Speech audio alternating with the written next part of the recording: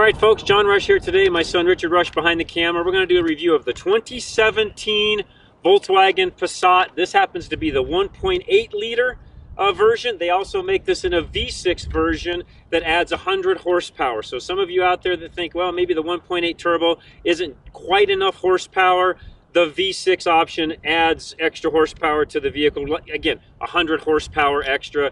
And it doesn't do much fuel economy wise, believe it or not. This one is rated at 23, 34, 27 around town, which we were in the high 20s around town. The V6 highway, by the way, 28 miles to the gallon. So still a very economical car in the V6 version. And I would really love to drive the V6 because I can just imagine how well it runs. But we drove the 4-cylinder version. The 1.8 liter turbo is what this car is. And let's give the car a walk around. They redesigned the car, totally sheet metal on the outside for 2016. So not a lot of changes for 2017. This happens to be the SE version with the technology package. 0 options on this car, and it comes in a 28,815, which by the way is a pretty good buy for a decent mid-size 4-door sedan with honestly good looks to it. They've really got some nice lines on the Passat. I like the car. They've also done something different with the you'll notice there's not a big indentation for the license plate back here. It's more of a flow European styling, if you would, through the back of it, and frankly looks really good. I like the look of the car. This car works really well. Again, high 20s around town, and we can get up in the 30s out on the highway, no problem. Plenty of room in the back seat, which we'll get to in a minute. And one of the best things about this car that I like is one of the biggest trunk capacities, cargo capacities in a segment. And one of the cool feature about it, key fob is in my pocket. Swipe of your foot underneath and you see it just pops right up and you can look right in here. And it does have the ability, you pull these little levers, the seats will fold down and give you a pass through, but you can just see how big the trunk is in here. Just a real expansive trunk. Tons and tons of room in there, and there is some storage capacity back here for, you know, some of your smaller items. Actually, you could even store a jacket, some you know, safety vests, some tools, things like that, all back there. Really nice spacious trunk. And I enjoyed it. The only complaint that I really have on this car, and we'll get into it on the interior here in just a few minutes, is it's a little bit noisier, I feel, in its segment, but you'll find that on a lot of the European cars, they're a little noisier on the inside than some of their Japanese and or American counterparts. But while we've got the film still rolling, or the camera still rolling, let me hop into the back seat here. Got to get it unlocked. And you'll notice as I climb in, lots of room back here. Now, this seat is adjusted for me. I'm 5'10", and that's where this seat is adjusted. You'll notice this seat over here is back a little bit further. But you can also tell that I've got an easy foot of room here between my knees and the seat in front of me. They've got their leather Tex, I believe they call it, interior on this SE model, which is very comfortable. Nice comfortable seat on the driver's seat, which we'll talk about in a minute. One thing you'll notice though is I'm in the back seat back here. I'm 5'10", and Richard, if you can notice this, if I had a hat or if I was 6 foot plus, you'll notice that the roof line back here starts to get a little bit tight for a taller person. Not a real big deal, just something to make note of. As you look at the side panel over here, you know, your little speaker and you know, a little bit of an apportionment. Now again, not a lot of fancy things when it comes to the door panel and not a lot of soft touch material, but you're in a car that's under $30,000, so just something to make note of. So tell you what, I'll hop into the front seat, then we'll take a quick drive in the 2017 Volkswagen Passat. All right, folks, now we're in the front seat of the Volkswagen 2017 Passat, and again, totally restyled for 2016. Not a lot of differences in 2017. We'll talk about the nav and some of the unit here and what they've done there here in just a few minutes.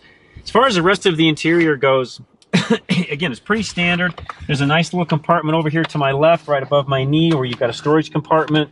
You've got a center console, which is, you know, fairly functional. It's not super huge, but it's fairly functional. And one thing I will say is the armrest is positioned fairly well. I thought initially it was going to be a little bit short, and it doesn't extend out much. Part of why that it doesn't extend, I feel, is you do have access to the cup holder. Some of the complaints I've had, even with Volkswagen in the past, is this will get in the way of where your cup holders and such are, so that part works out great. The SE does come with the standard push button start, so that's a nice added feature, again, for $37,000 and some change.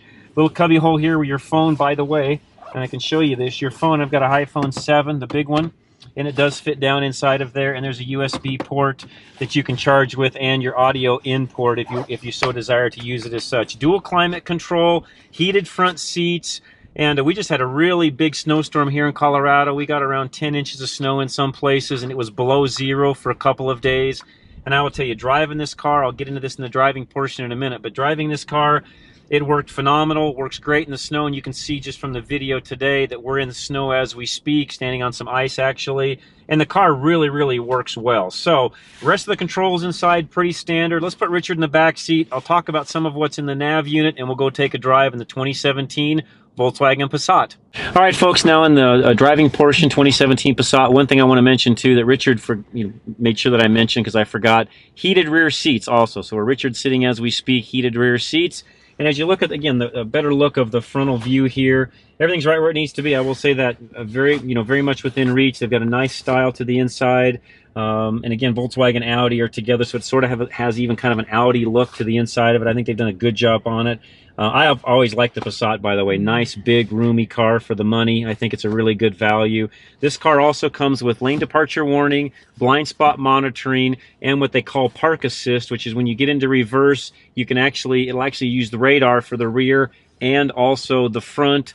You can get optional adaptive cruise and some of the other things. I would recommend you just go look at the website and check that out. As I go to reverse, you'll notice, and see if we can back up on the ice here a little bit, you'll notice that there is no dynamic grid lines, but I can still see where I'm at. And again, with the park assist, it works great. There also is an optional parallel parking where the car will actually park itself in the parallel spot. And again, it's not an option on this particular car, but it is something on Passat you can get where the car will actually parallel park. All you have to do is handle the brake and move the gear shift, much like other vehicles in the industry. So the head unit, the nav unit, and you can see the park pilot. That's what I was talking about a moment ago. You can actually see what's in front and what's behind you. It'll actually tell you front of the vehicle, rear of the vehicle, and it gives you what's going on. This does have Apple CarPlay, Android Auto, and there's one other one that goes with that I can't think of the name of. That's an update that they've done to the system where you can actually hook in and use all of that. And frankly, as an old guy, I don't do much of that, but Richard, when he drives the cars, uses that, and it works very, very well. Bluetooth, phone, all of that, pretty standard anymore on most cars. Let's take a quick drive. And again, the 1.8-liter turbo engine, sort of a staple inside of the Volkswagen lineup, and in this car works well. I do wish at times that our Elevation had just a little bit more power, but all in all, honestly, I really can't complain. The car works great, and for the money, under $30,000, the only real complaint that I have with this car, and it's sort of with a lot of European cars, not just Volkswagen, I have the same problem with even Audi and BMW, is the interior noise. Again, because of the way they do some of the suspension and the handling and so on, it can tend to make the inside a little noisier. And I don't know exactly why they can't get the rest of the deadening in that to where it's a little bit quieter, but it's just one of the things that I noticed. One of the things Richard also commented on. This car in the snow, again, works phenomenal, front wheel drive only, and even with the factory tires that are on it, I had no problem getting around anywhere. Richard had it over the weekend with the snowstorm. He had no problem getting around in it. The car actually, for our Elevation, works phenomenal. I was doing things that most people in all-wheel drive cars, they needed all-wheel drive cars for. I got around just fine in this car being front-wheel drive. So, great value. Thumbs up, Volkswagen. You've done a great job on the restyle. I love the looks of this car. You've done a fantastic job on that. One thing I should have mentioned, the SE also gives you LED lighting in the front, LED lighting in the rear, and I will tell you that it works phenomenal when it's dark outside. So, most new cars now really, really good on the lighting aspect. This car right in there with the rest of them. So go check out this car, especially if you're in the market for a mid-size sedan. This car, of course, competes with Camry, Accord, Fusion, that whole segment, which is super, super competitive. Frankly, though, this car is a little bit less costly than some of the other things that other models, other manufacturers I just mentioned. So go check it out at your local Volkswagen dealer. When you're there, please let them know you heard them on Drive Radio.